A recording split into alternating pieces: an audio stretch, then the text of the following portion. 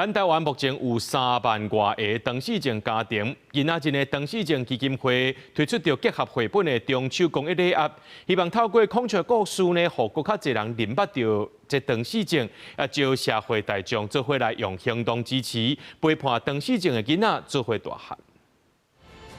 孔雀五彩羽毛，那親像咱台灣的社會。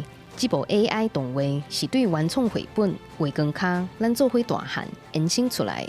創作的靈感是來自唐氏症囡仔所畫的圖。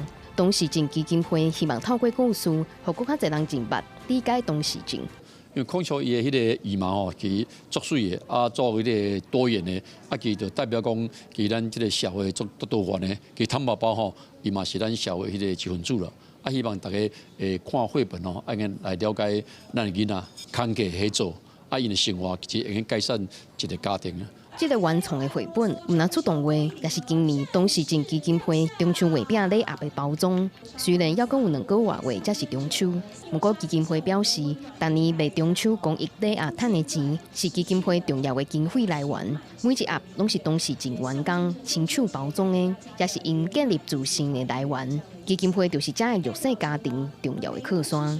在我們懷孕的時候，知道雲彤可能會有一些狀況。那我們得到的就是基金會的電話。雲彤她今年20歲了，她總共有捐了4次頭髮。那我們就是希望用這種愛的力量，去散播在世界的每一個角落。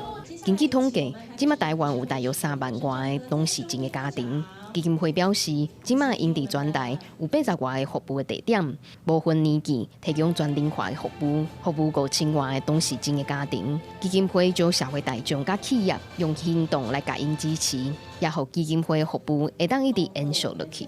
記者會由楊志光台北報道。